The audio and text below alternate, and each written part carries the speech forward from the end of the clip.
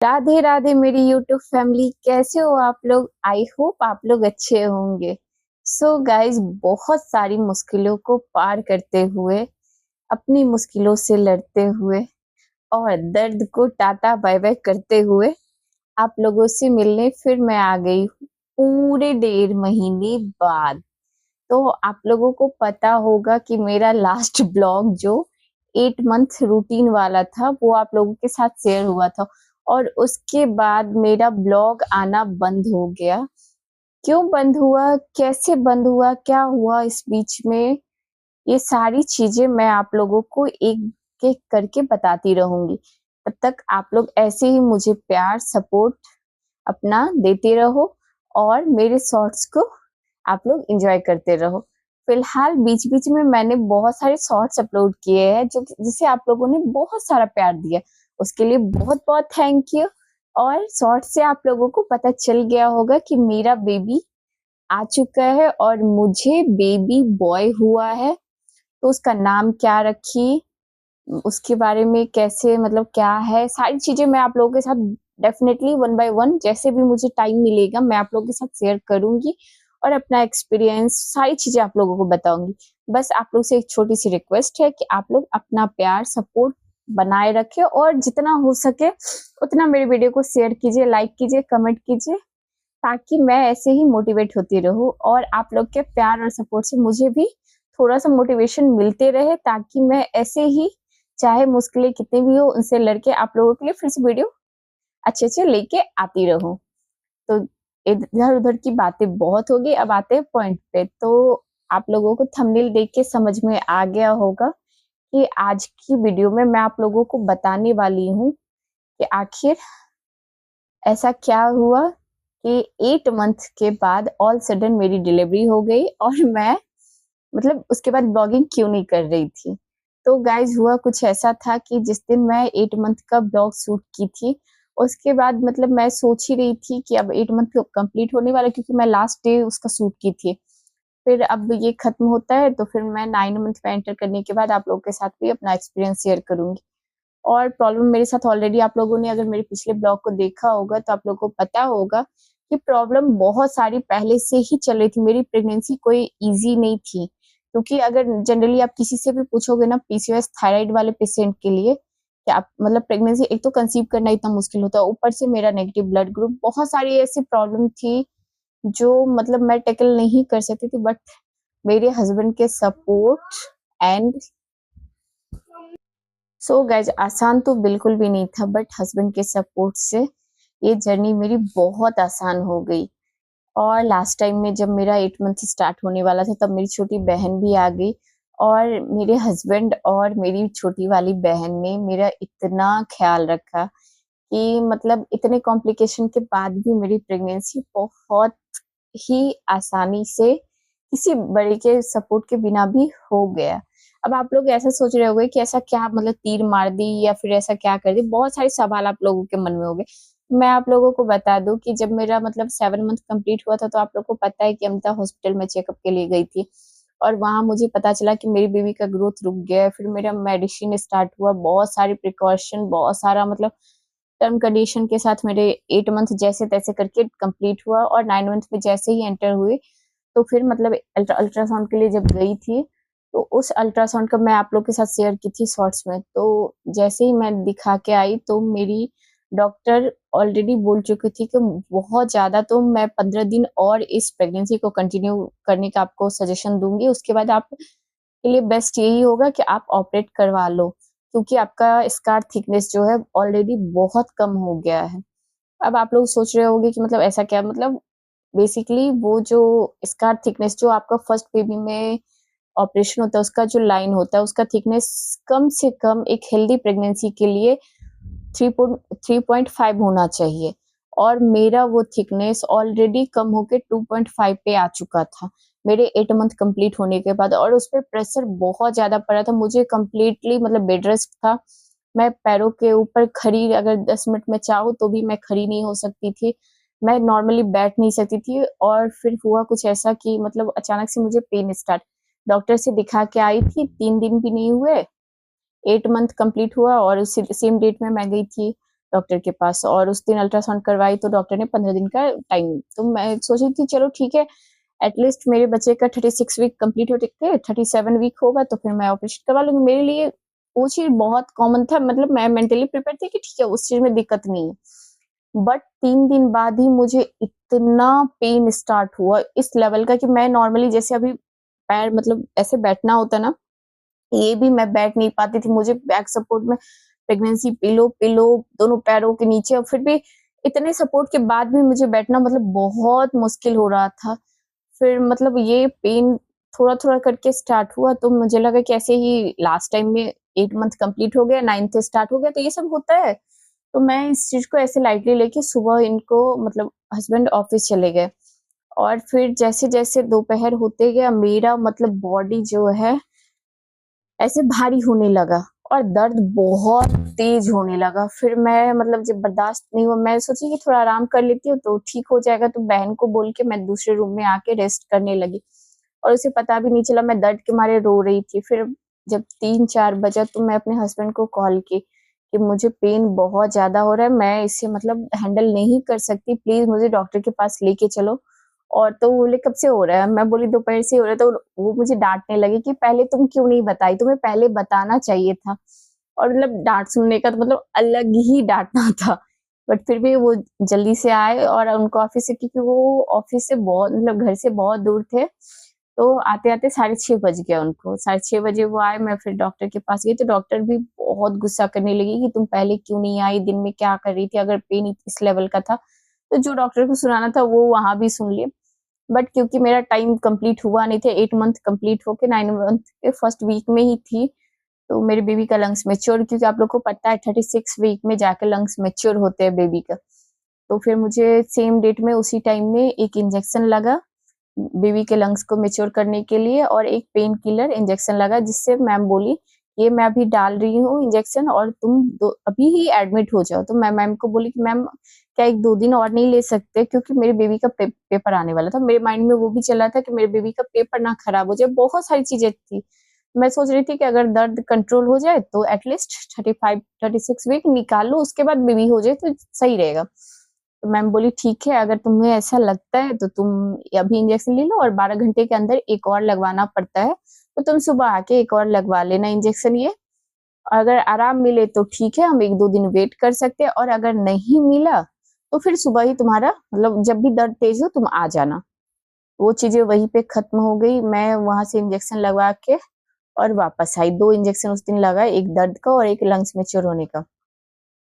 और फिर मैं रात में आ गई, बट मैम जैसे ही आई मुझे ना खाया गया, मुझे अभी भी याद है, दर्द के मारे मेरा हालत खराब। मैं पूरी रात 17 नवंबर की रात मतलब 1 मिनट के लिए आँख ऐसे बंद भी नहीं हुआ, पूरे रात यहीं बैठ के इसी जगह पे मैं बैठ के बिताई हूँ गाइस। मतलब मुझे लिटरली ऐसा हो रहा था ना कि अब मतलब क्या हो गया? और धीरे-धीरे करके मेरे बॉडी पार्ट मतलब ऐसे कमर से नीचे मेरा थाई, लेग और वेजिना सब मतलब ऐसे लग रहा था ना जैसे करंट लगता है ना, वो सुन्न होते जा रहा था। कुछ भी फ़ील नहीं, और मैं मतलब मुझे अभी भी याद है, मैं लास्ट टाइम जब वॉशरूम जा रही थी 5 बजे, तो मुझे चला भी नहीं जा रहा था, इतना ज़्यादा दिक्कत हो रहा था। बट फिर भी मैं सुबह होने का वेट कर रही थी। लेकिन रात में ही हस्बैंड को बताई जब 1 बजे में, तो वो मैम को मैसेज कर दी कि मैम दर्द में बिल्कुल भी आराम नहीं हो रहा है। मैम बोली सुबह-सुबह तुम लेके आ जाओ। तो फिर सुबह हुआ, और उसके बाद जब सुबह पूछे तो मैम बोली कि नारियल पानी थोड़ा-सा, तो मैं जाने से पहले थोड़ा-सा नारियल पानी पी ली और नहा के भगवान का पूजा-वूजा, क्योंकि डर मतलब अलग लेवल था। और वहाँ गई तो पता चला कि मतलब तुरंत ऑपरेशन करना है, क्रिटिकल कंडीशन हो चुका है, क्योंकि बाबू के गले में कॉर्ड फँस चुका था और मेरा स्कार थिकनेस जो है और कम होते जा रहा था। वहाँ गई और तुरंत मतलब सारी चीज़ें ऑलरेडी हो चुकी थी, 3 दिन पहले ही मेरा टेस्ट भी हुआ था, सब कुछ प्रिपेयर्ड था, तो तुरंत स्लाइनिंग होना शुरू हुआ, और कुछ वो एंटीबायोटिक का चेक किया जाता है जिससे एलर्जी ना हो, तो वो सब हुआ।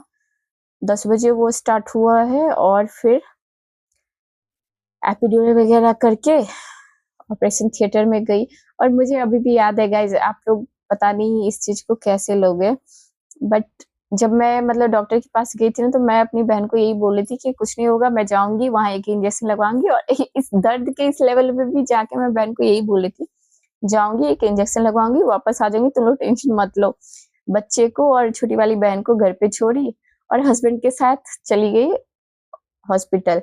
और वहाँ जाने के बाद जब सारी फॉर्मेलिटी पूरी हो गई तो हस्बैंड मेडिसिन के लिए गए हुए थे। तब तक मैं ओटी में जाने का, क्योंकि डॉक्टर सब आ चुके थे ऑलरेडी, तो फिर टाइम आ गया मुझे ले जाने के लिए आए।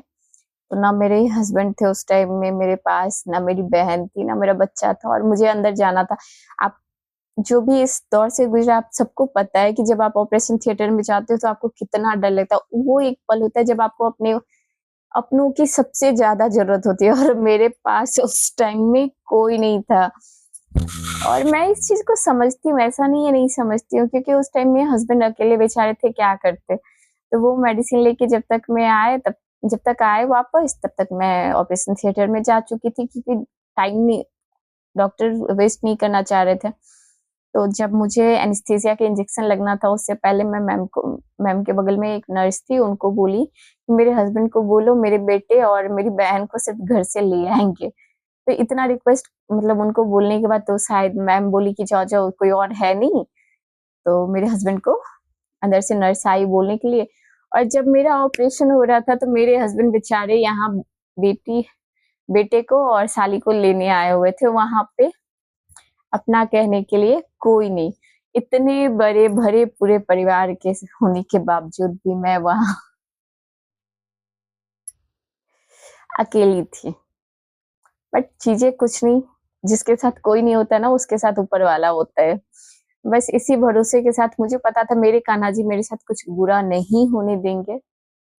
चीज़ें वही, मेरा ऑपरेशन हुआ और ऑपरेशन के बीच में ही हुआ कुछ ऐसा कि मतलब क्या बोलूँ। मुझे अभी भी याद है वो पहला टाइम, जब मेरा ऑपरेशन हुआ उसके बाद मैं जब मैम से पूछी मैम क्या हुआ है? क्योंकि मुझे ऑलरेडी 1-2 दिन पहले से इंट्यूशन, मतलब जब भी मेरे हस्बैंड बोलते थे ना कि तुम्हें बेटा ही होगा देखना, और 1-2 दिन पहले से ऐसा लग रहा था ना कि नहीं बेटी तो अब होना ही नहीं है, क्योंकि कुछ चीज़ें होती है ना खुद ब खुद आप में फीलिंग आने लगती है। तो वैसे भी मैं और मेरे हस्बैंड दोनों मेंटली प्रिपेयर थे, बेटा हो या बेटी हो, दूसरा बच्चा होना बहुत ज़रूरी है और मुझे बेटा हुआ। और ट्रस्ट मी गाइस, जब उसको देखी ना मुझे, मतलब मैं कान्हा जी की कसम खा के कह सकती हूँ, भगवान की कसम, वो एक पल भी इतना सा जो कहते हैं ना नाखून के बराबर भी मुझे ये मलाल नहीं आया, मुझे बेटी क्यों नहीं हुई। जब मैं बाबू को देखी मेरे लिए, मतलब वो पल और आज का पल वैसा ही है। क्योंकि जब वो डॉक्टर उसको मेरे सामने लेके, मतलब ऑपरेशन के बाद जब मेरा ऑपरेशन डन हो गया, तो आँखों पर से जो वो बैंड हटाया गया,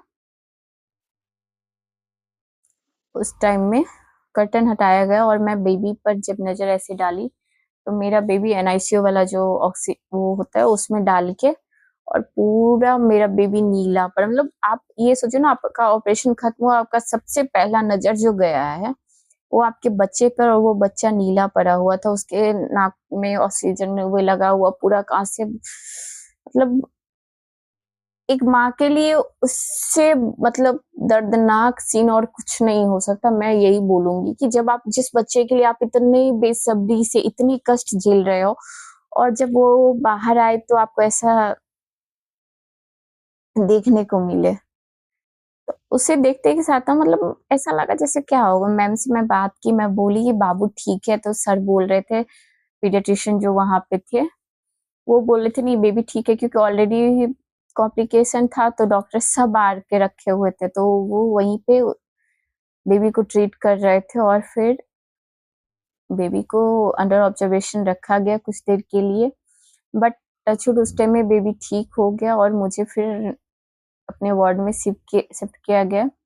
और उससे पहले मुझे शिवरिंग स्टार्ट हो गई थी, क्योंकि एनेस्थीसिया के बाद बहुत ऐसे केस होते हैं जिसमें आपको शिवरिंग स्टार्ट हो जाती है। और मुझे वैसे भी नॉर्मली भी अभी भी जैसे ठंड आई है और मैं अगर शैम्पू कर रही हूँ ना, तो मुझे लिटरली, मतलब एक इंसान चाहिए। अगर बहुत ठंड है ना, तो मैं मतलब अकेले रहने के बाद कभी शैम्पू नहीं करती, मेरा ये नियम है। क्योंकि जब मैं शैम्पू करती हूँ ना, उसके बाद मेरा बॉडी खुद मतलब ऐसे शिवर करने लगता है कि, मतलब मेरे हस्बैंड का हमेशा का ड्यूटी है, जब मैं शैम्पू करती हूँ, तो वो आके ब्लैंकेट डाल के कुछ देर, मतलब मुझे ऐसा चाहिए कोई प्रोटेक्ट करे विंटर से।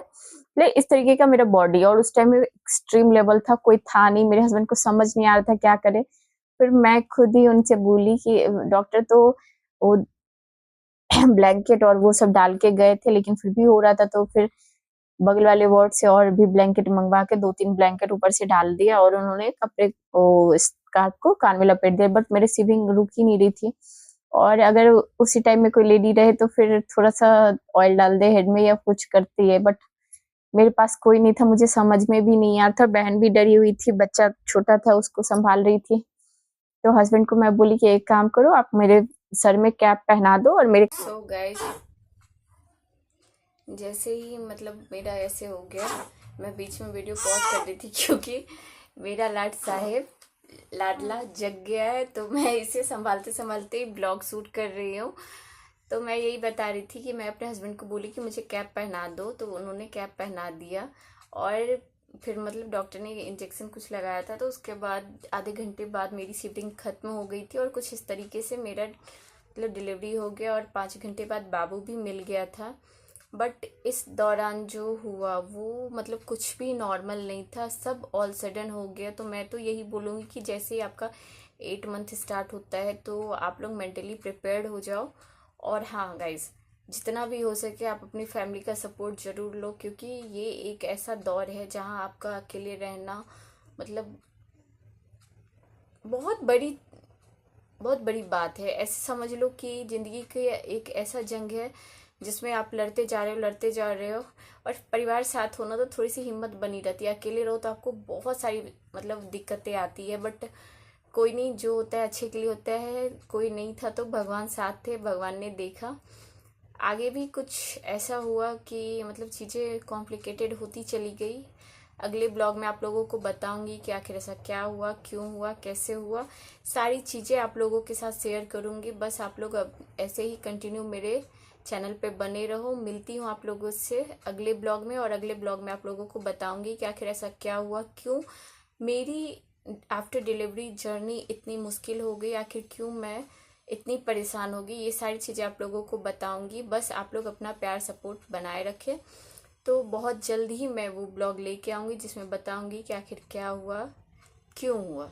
तब तक के लिए बाय बाय, टेक केयर, जय श्री राम, राधे राधे।